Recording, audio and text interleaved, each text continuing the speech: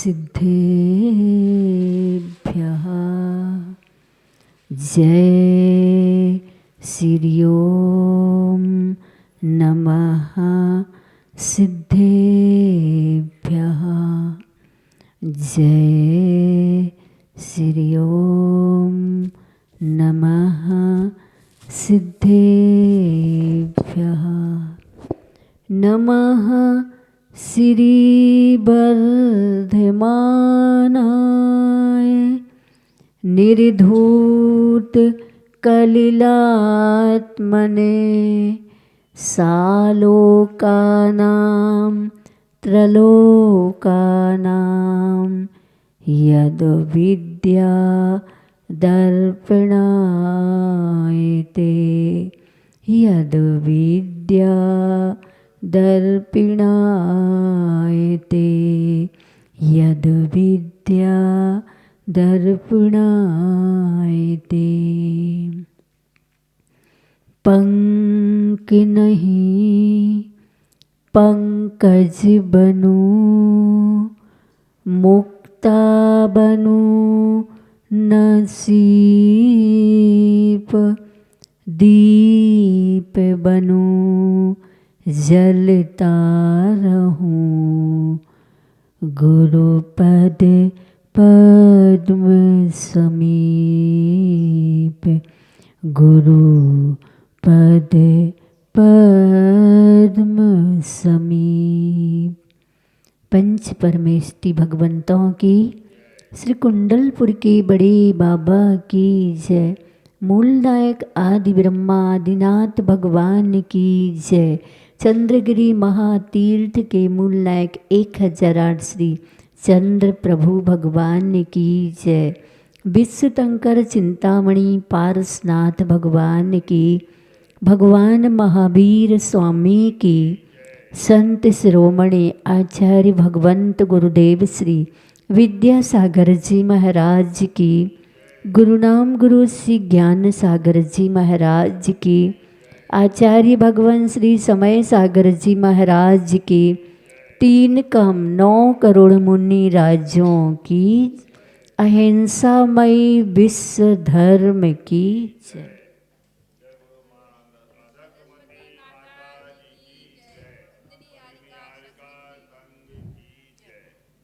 प्यारी प्यारी भव्य आत्माओं, गुरुवर्णम भक्ति निर्झर के गवाक्ष से आचार्य भगवंत श्रमण पद पर होने के बाद उन्होंने एक श्रमण को किस प्रकार से अपने श्रमणत्व की सुरक्षा और साधना करनी चाहिए, इसकी अभिव्यक्ति श्रमण शतक में की है। सो हम उसमें से आपको बाँच करके पढ़ करके बता रहे हैं। सतचेतना हृदय में जब देख पाता, आत्मा मदीय भगवान समान भाता, तू भी उसे भज जरा तज चाहे दाह, क्यों व्यर्थ ही नित व्यथा सहता अथाह। जिस समय चेतना सत अर्थात ज्ञान परिणति रागादिक विभावों से रहित होके उसी समय आत्मा भगवान जैसी हो जाती है। रागादिक परिणति से रहित वह ज्ञान परिणति का अनुभव करता है तो अपनी आत्मा भगवान के समान, अरे अच्छे से कह रहे श्रमण बन के, तो श्रमण ने सब कुछ छोड़ दिया है और अब उनकी जो चेतना है वो सत द्रव्य लक्षणम की उपलब्धि हेतु रागादि से रहित होकर परिणमन करती है। फिर आचार्य जी कहते हैं तुम भी ऐसा ही करो। क्या? आचार्य जी का कहना है जैसे कुंद कुंद स्वामी ने ऐसी ऐसी अद्भुत गाथाएं दी हैं जो विपरीत परिस्थिति में, विपरीत परिस्थिति का मतलब जहाँ पर ऐसे संकट, विकट संकट आए हों, जिन्हें धर्म संकट भी कह सकते हैं, उन परिस्थितियों में तुमने वैसा नहीं किया, फिर भी तुम्हारे ऊपर आरोप प्रत्यारोप की झड़ी लगी है। उस समय तू भी उसे भज जरा। किसको भजो? जैसे रागादिक से रहित होकर सिर्फ ज्ञाता दृष्टा बन जा। सब कुछ देखो।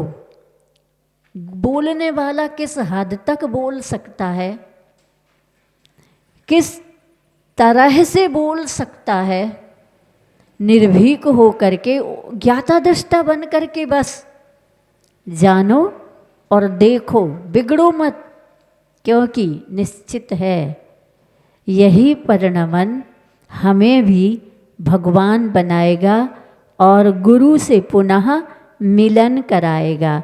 तो आचार्य का कहना तू भी उसे भज जरा, तज चाह दाह। जो चाह की दाह है, ये राग आग दहे सदा, ताते समामृत से ये। तो आचार्य कह रहा क्यों व्यर्थ ही नित व्यथा सहता अथाय। तू चाह की दाह में व्यर्थ ही अथाह व्यथा को सह रहा है। गंभीर धीर यति जो मद ना धरेंगे, ओ भाव पूर्ण स्तुति भी निज की करेंगे। बेशीघ्र मुक्ति ललना वर के रहेंगे, ऐसा जिनेस कहते सुख को गहेंगे। जो श्रवण गंभीर धीर होते हैं वो मद नहीं करते हैं और भावपूर्ण स्तुति प्रभु की करते करते निज में भी अवगाहित हो जाते हैं। वे शीघ्र मुक्ति ललना, किसको? मुक्ति लक्ष्मी को वरण करेंगे। ऐसा हम नहीं कह रहे हैं, ऐसा जिनेस कहते सुख को कहेंगे। आत्मावलोकन कदापि न नेत्र से हो, पूरा भरा परम पावन बोधि से जो। आदर्श रूप अरहंत हमें बताते, कोई कभी द्रग बिना सुख को न पाते। यदि तुम आत्मा का अवलोकन करना चाहते हो तो इन चर्म चक्षुओं से कभी नहीं हो सकता है। यदि हो सकता है तो पूरा भरा परम पावन बोधि से जो। पूरा भरा हुआ वेद भेद विज्ञान परम बोधि अर्थात भेद विज्ञान परम बोधि कहलाती है। उससे ही आपको आत्म तत्व का अवलोकन दिखाई दे सकता है। चर्म चक्षुओं से तो जड़ दिखेगा, पुद्गल दिखेगा और शुद्ध पुद्गल भी नहीं दिखेगा, पुद्गल की पर्याय दिखेगी। इसलिए यहाँ पर कौन कह रहा है ऐसा? जो आदर्श स्वरूप हमारे अरहंत भगवान है ना, उन्होंने हमें बताया है कोई कभी द्रग बिना सुख को न पाते। जिनकी आँखें ना हो वो सूर्य, हाँ, दृष्टि के बिना आत्मा या सूर्य प्रकाश आदि प्राप्त नहीं होते। ऐसा दर्पण के समान वे अरहंत भगवान, आदर्श में दर्पण होता है। ऐसे दर्पण यद विद्या दर्पणायते, दर्पण के समान हमें ऐसा जिनेंद्र भगवान कहते हैं। सो यदि हमें आत्मावलोकन करना है। और आत्मावलोकन को करने के लिए स्वामी समंत भद्र जी ने कहा है, यदि तुम मुनि नहीं बन सकते हो तो कोई बात नहीं, लेकिन गुरु वर्णम के गवाक्ष से बताना चाहूँगी कि ये संसार, आचार्य का कहना है, किस प्रकार से कर्तृत्व और भोक्तृत्व भाव के और स्वामित्व भाव के माध्यम से अपने संसार को बढ़ाता है। आचार्य का कहना है, आज तो बैलगाड़ी शहरों में नहीं है, पहले बैलगाड़ी के माध्यम से कार्य होता था, आना जाने का भी और सामान ढोने इत्यादि का।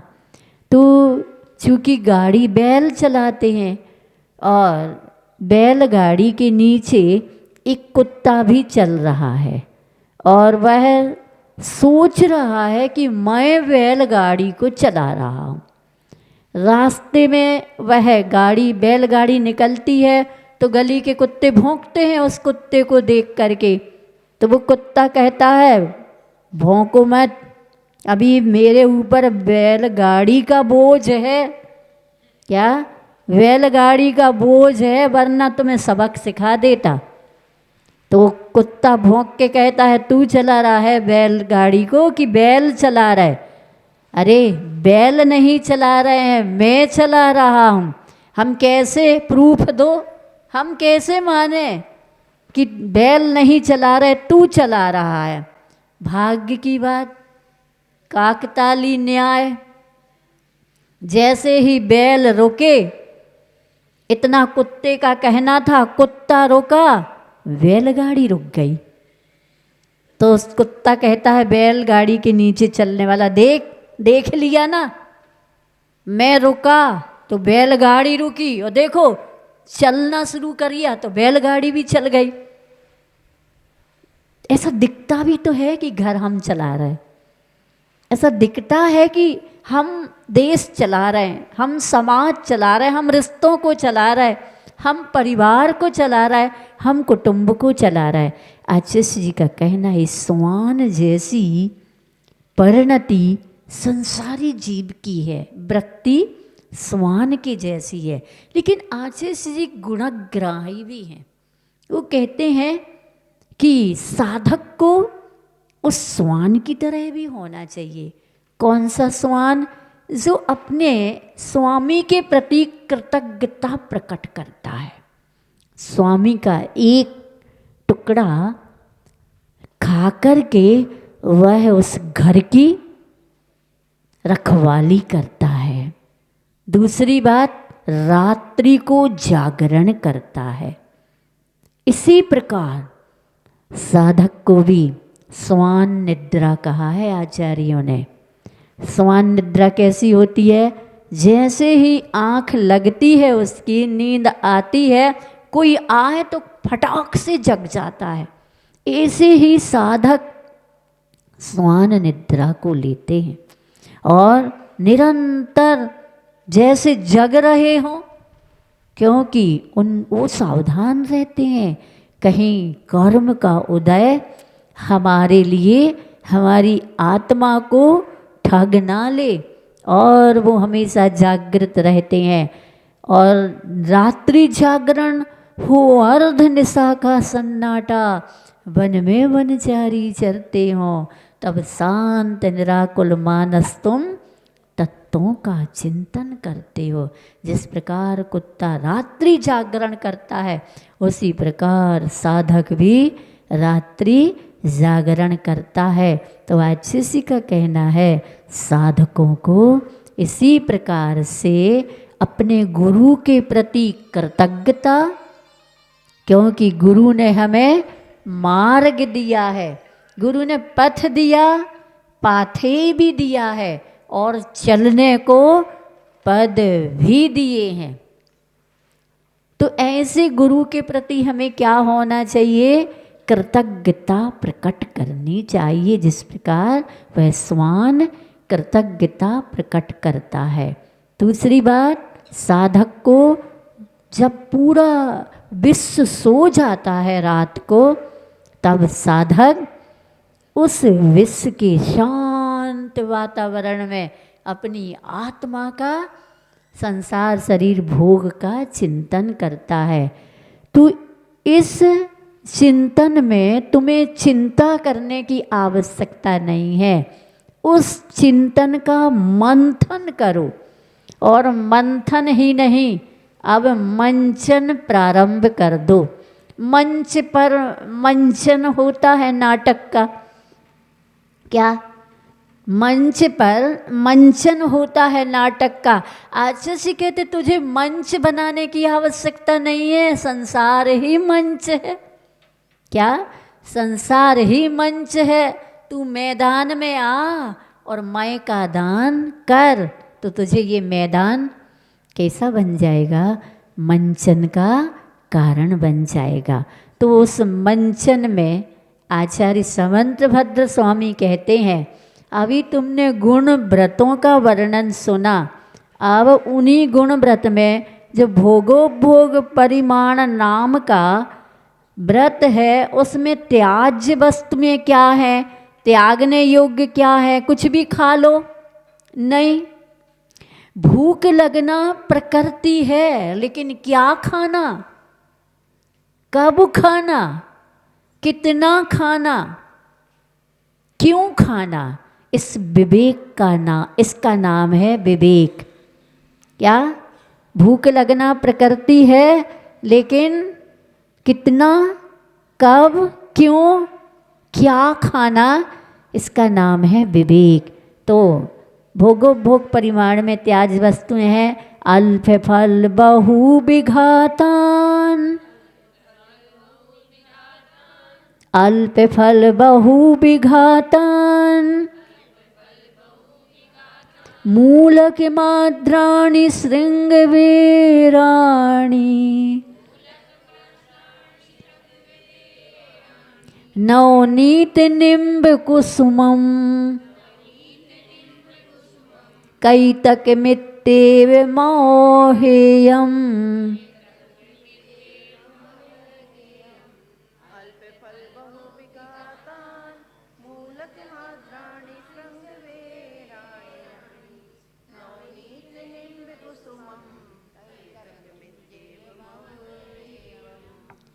अल्प फल बहु विघातान, विघातान मूलकम आद्राणि श्रृंग वीराणि, नवनीत निम्ब कुसुमम, कैतक कैतकम इति एवं औहेयम।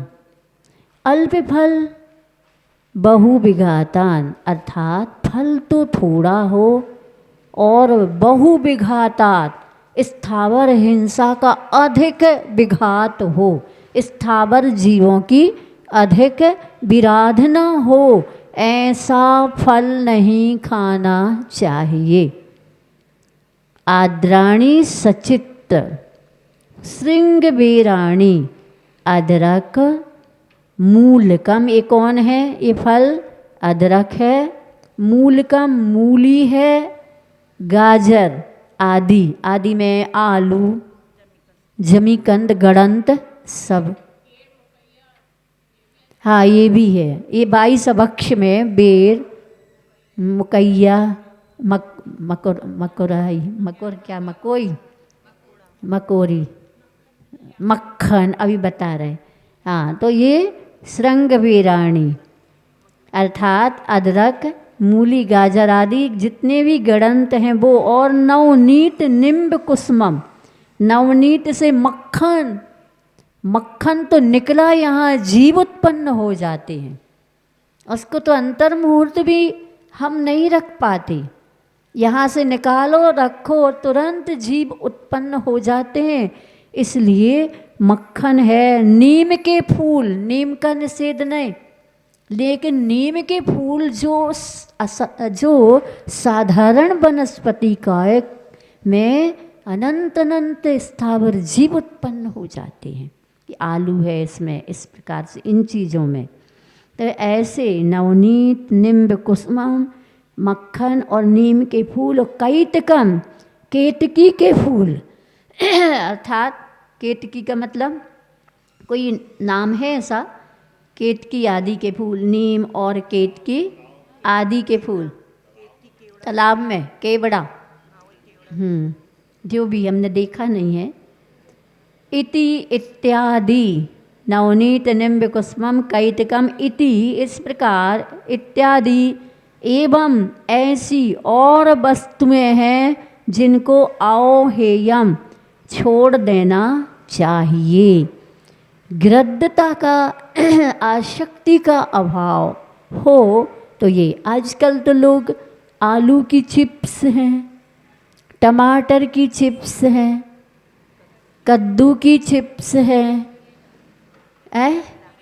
करेला, सब चीज़ सुखाने लग गए। पहले लोग खटाई सुखाते थे, आम, अमचूर, आंवला, कैथ। अब तो लेकिन इन चीज़ों में नमी नहीं आती, और नमी आ जाती है तो जीव राशि पैदा हो जाती। इनको फिर गृहस्थ खाने योग्य नहीं समझता। लेकिन ये जो आलू की चिप्स, इसमें तो नमी बनी रहती है, ये टमाटर की चिप्स, इसमें नमी बनी रहती है। कद्दू की चिप्स में नहीं पता नमी बनी रहती कि नहीं, लेकिन ये तो हमने सुना था। और आलू का इतना सा भी टुकड़ा हो, वो बो दो तो आलू आलू हो जाए, लेकिन इसके इतने टुकड़े में अनंत अनंत जीव हैं। एक सुई की नोक के बराबर इन गणंत अभक्ष में साधारण वनस्पति का दर्जा।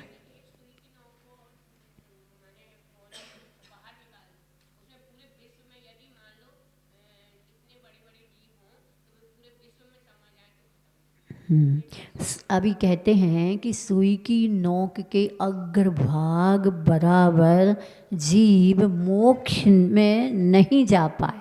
अब जीव कितने हैं? जबकि अनंत काल से संसार चल रहा और अनंत काल से मोक्ष भी चल रहा। संसार कभी खाली होगा ही नहीं।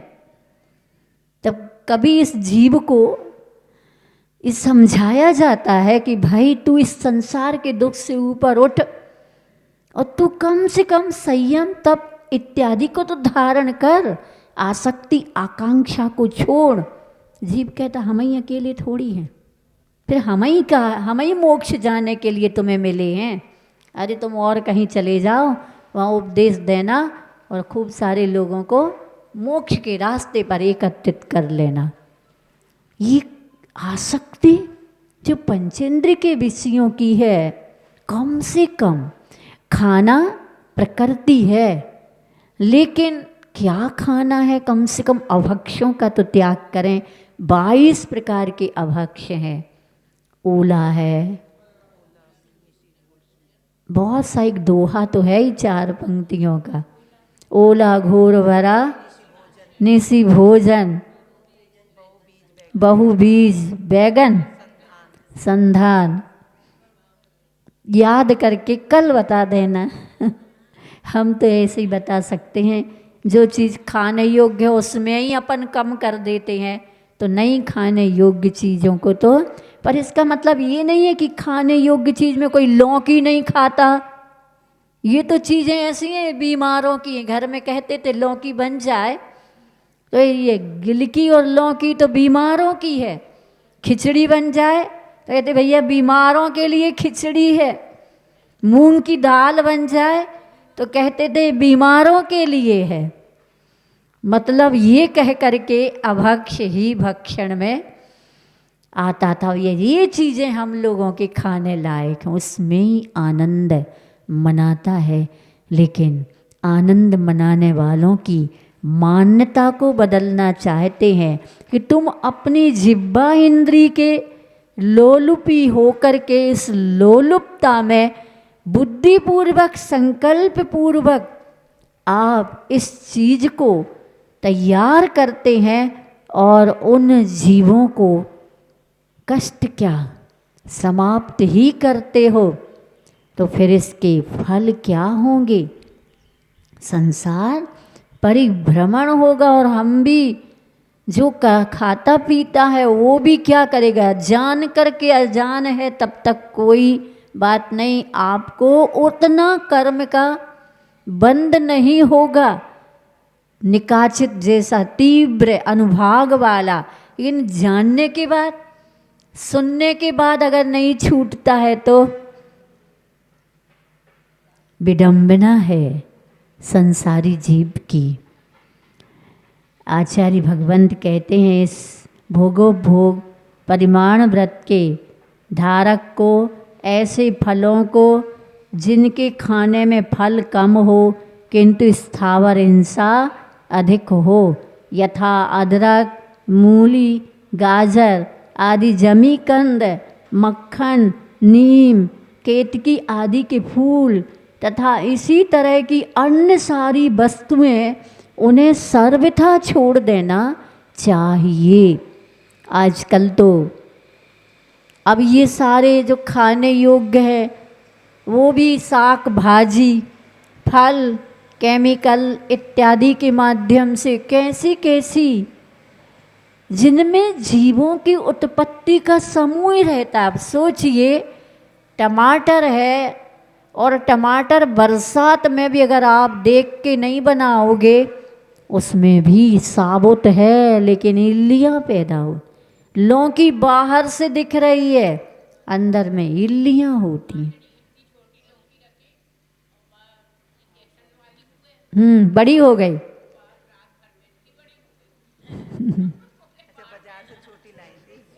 आजकल तो इंजेक्शन के माध्यम से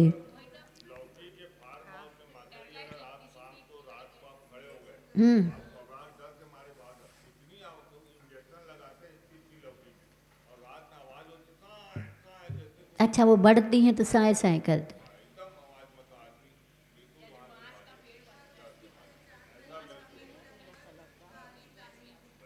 अंदर काली लाइन हो जाती। दल में भी अंतर आता होगा ना, क्योंकि वही तो फैल रहा है।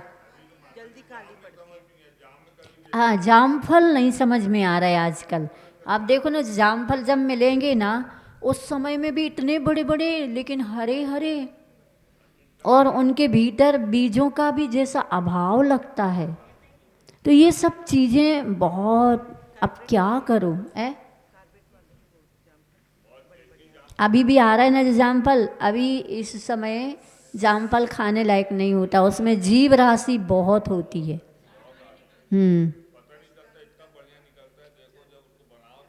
बस बाहर से बढ़िया है, साबुत है।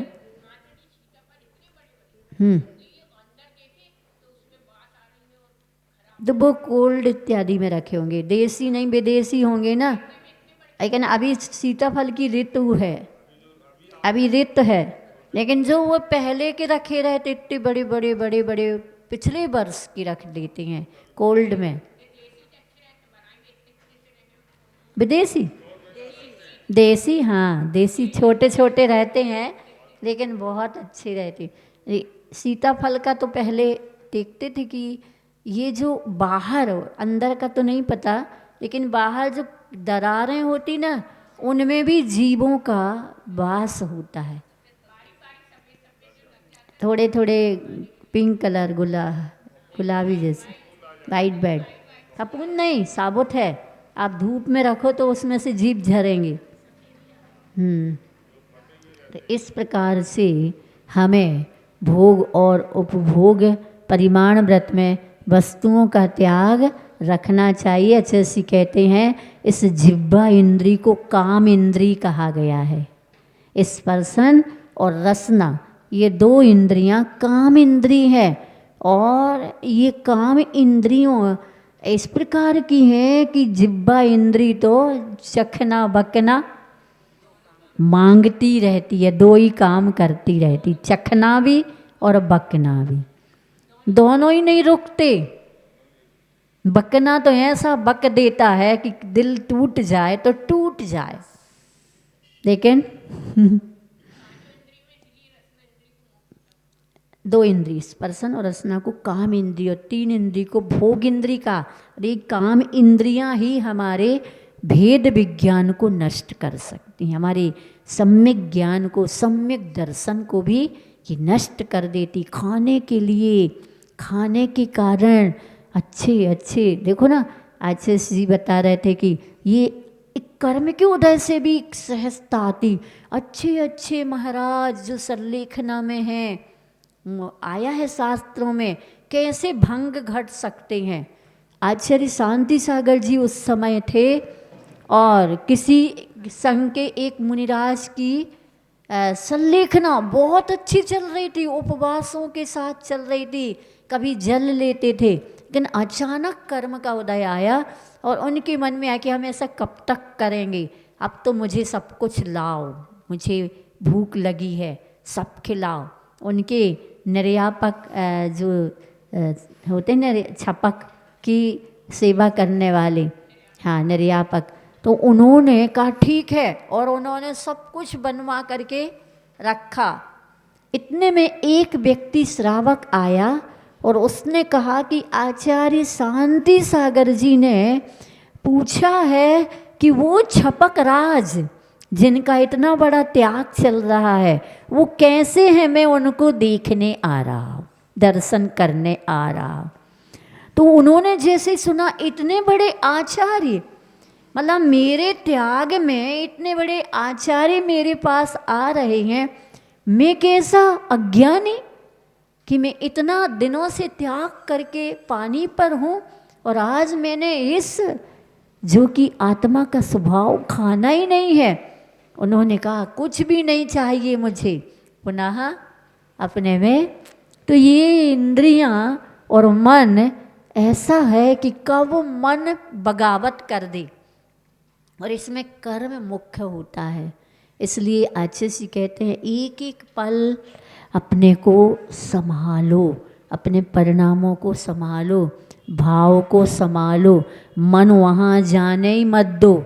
देख करके मन कहता पहले ऐसा करते थे, ऐसा खाते थे, ऐसी सब्जी बनाते थे, इस प्रकार का आनंद लेते थे, भोगे जो भोग पहले उनका न होवे सुमरन। कैसे भूलना होता, वो कहते ना निषेध में जिज्ञासा होती है, जिसको भूलना चाहते हैं वही सामने भर भर के आता है, भीड़ इकट्ठी हो जाती। कैसी भीड़ इकट्ठी हो जाती, जैसे राजा को कहा गया टूटे चप्पल और सड़े टमाटर महलों में नहीं होना चाहिए। महल में काहे कि टूटी चप्पल और सड़े टमाटर, राजा के घर में तो प्रतिदिन नई नई चप्पलें बदली जाती और सड़े टमाटर, एक गरीब के यहाँ भी सड़े टमाटर नहीं होते हैं। तो राजा के महल में कहा, लेकिन जब उसने वैद्य ने बताया बाल लाना चाहते सिर में तो टूटी चप्पल सड़े टमाटर याद भी नहीं आना चाहिए। अब क्या परहेज बताया, क्या पथ्य बताया, टूटी चप्पल सड़े टमाटर याद ना है लो। जैसे ही उनको क्या परहेज बताया, अब तो पूरे महलों में दिखने लगे टूटी चप्पल सड़ा टमाटर। कहते हैं राजा तेल नहीं लगा पाया और उसके सिर में बाल नहीं आ पाए, क्योंकि परहेज है, जो बाल है और वे निकल जाए हैं, मालिश कर है बिना पथ्य के। तो ऐसी हालात हैं।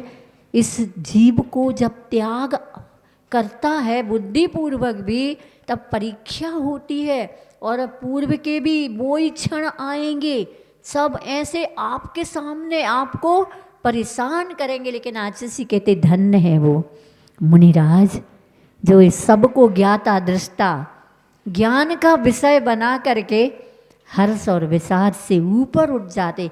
क्योंकि रील तो आएगी, आपने रील तैयार की है तो वो तो आएगी और चलेगी कर्म के उदय में, लेकिन बस तू अब हर्ष विषाद मत कर। बुरा आए तो विषाद मत कर और अच्छा आए तो हर्ष मत कर। तू इसको ही विषयातीत होने का विषय बना ले। कैसे बना ले विषयातीत? कैसे जिनसेन मुनिराज ने मुस्लिम राज्य दरबार में उनकी शाहजहां बेगमा के कहने पर, कौन कैसे होते हैं दिगंबर संत, उनको राज दरबार में बुलाओ, मैं दर्शन करना चाहती हूँ। राज दरबार से उनके पास कुछ लोग गए और कहा कि राजा और उनकी बेगमा आपके दर्शन करना चाहती है, आपको राज दरबार में पधारना है। मुनिराज भी धर्म की, अहिंसा की और त्याग की और तप की उस महिमा को सब में आए, राजा में आ जाए तो क्या अद्भुत है। राजा में आ गई तो राज्य में आ गई, ये समझ लीजिए। तो मुनिराज पहुंच गए और जैसे ही पारदर्शी पर्दा राज दरबार में, जहाँ राजा और बेगमा बैठे हुए थे, रानी ने, बेगमा ने कहा, भूदो न भविष्यति, ये निर्विकार कैसे रह सकते हैं, विश्वास नहीं, बिना वस्त्र के, निर्वस्त्र के निर्विकार कैसे हैं। तो उन्होंने श्रृंगार रस का ऐसा वर्णन किया। आप महापुराण आदि पुराण के प्रथम भाग में मरुदेवी का वर्णन जिनसेन ने किया है, उनके आंगोपांग का ऐसा वर्णन किया मरुदेवी के शरीर का, सब लोग हिल गए, राग से अभिभूत होकर खड़े हो करके उन्होंने क्या, स्टेज पर खड़े हो करके, लेकिन उनका दिगंबरत्व चलायमान नहीं हुआ। तब रानी ने कहा, मान गए कि जैनों में जो दिगंबर संत होते हैं वो बाहर और भीतर से निर्विकार होते हैं, कोई विकार नहीं होता, सब विकार से भर गए। लेकिन आचार्य जी के प्रवचन में सुना था, लेकिन जिनसेन वहीं पर जैन धर्म की जय जयकार हो गई और राजा ने और बेगमा ने नमन करके कहा, हमें भी अपनी शरण में लेकर के कुछ संकल्प दो। कितनी जिन धर्म की, जिन शासन की ऐसी अद्भुत महिमा कैसे हो सकती है, तो भेद विज्ञान के बल पर हो सकती है। शरीर अपना है ही नहीं, तब तो मुनिराजों ने प्रथमानी योग में आचार्यों ने ऐसे ऐसे वर्णन किए हैं, कैसे भोग होते हैं, कैसे भोगते हैं महापुरुष तीर्थंकर घर गृहस्थ में, लेकिन वो भोगों से भी अलिप्त होते हैं, कोई रस नहीं, नीरस समझ में आते और वैराग हो जाता है। तो जिस प्रकार आँख का आंसू दोबारा आँख में नहीं जाता, ऐसे ही राग के प्रति वैराग्य दोबारा राग में परिवर्तित नहीं होता है। ऐसे वैराग्य की उपलब्धि और ऐसी आत्म जागृति और ज्ञान की परिणति हमारी भी और आप सबकी हो, ऐसी भावना के साथ स्वामी समंत भद्र जी को नमन करते हुए बोले परम पूज्य आचार्य भगवंत गुरुदेव श्री विद्यासागर जी महाराज की, गुरुनाम गुरु श्री ज्ञान सागर जी महाराज की, आचार्य भगवान श्री समय सागर जी महाराज की, आचार्य भगवान श्री समंत भद्र महाराज की, 3 करोड़ 9 करोड़ मुनि राज्यों की